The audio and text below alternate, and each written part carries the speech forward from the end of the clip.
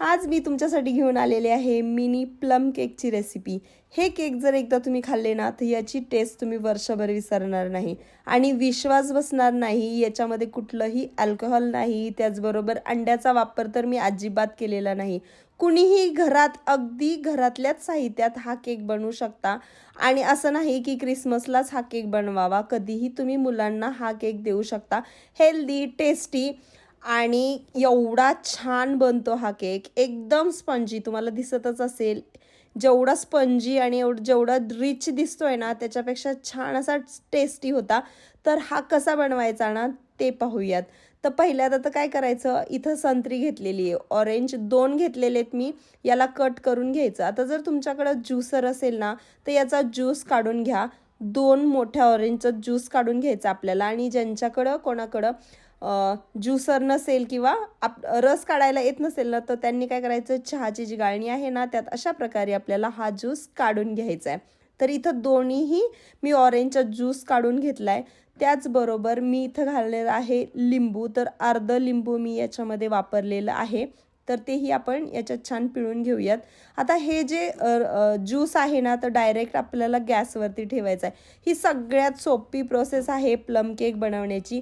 इथं मी सगळे ड्रायफ्रुट्स घेतले, तर माझ्याकडे जे अवेलेबल होते ते मी सगळे याच्यामध्ये ॲड केले। तुमच्यापाशी जे असतील ते टाका किंवा एक्स्ट्रा असतील तर तेही टाकू शकता।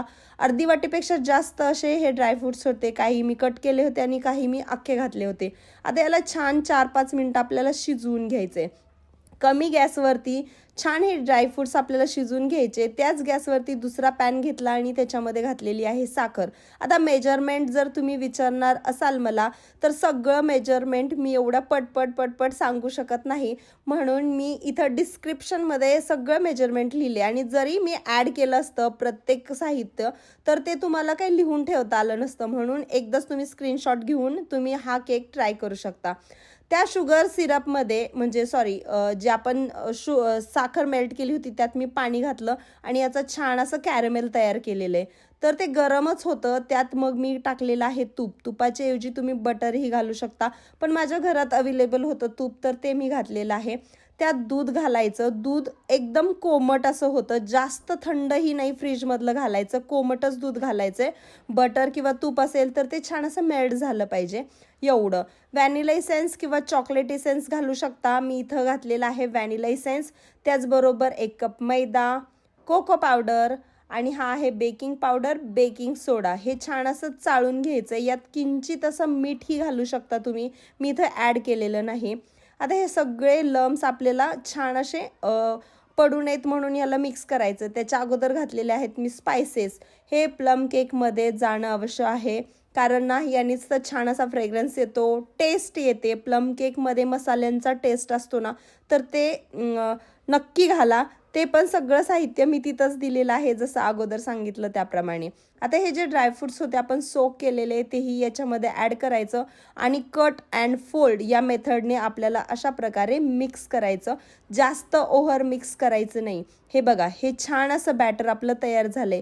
हे तुम्ही केक टीनमध्ये डायरेक्ट टाकून किंवा कुठल्याही डब्यात टाकून तुम्ही बेक करू शकता गॅसवरती, अवनमध्ये किंवा मायक्रोवेव्हमध्ये। आता मी मायक्रोवेव्हमध्ये हे केक बेक करते आणि माझ्याकडं अशा प्रकारे कपकेक्सचा मोल्ड होता मोठ्या साईजचा, तर मी याच्यामध्ये बनवते। तुम्ही डायरेक्ट केकही बनवू शकता याचे।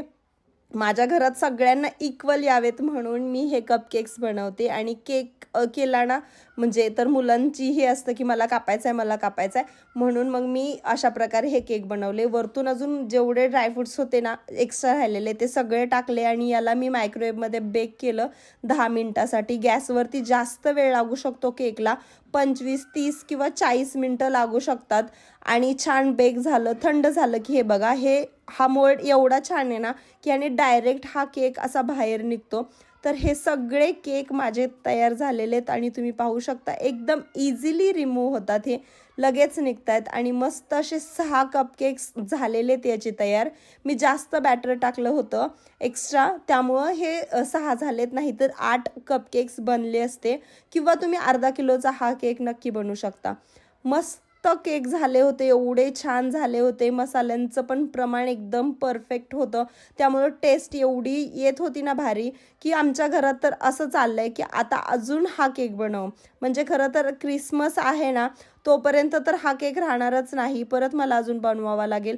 एवढा टेस्टी होता आणि तुम्ही पाहू शकता किती छान हा केक तयार झाला. तर नक्की रेसिपी ट्राय करा. रेसिपी कशी वाटली कमेंट करून सांगा. आवडली असेल तर लाईक, शेअर आणि सबस्क्राईब करायला काही विसरू नका.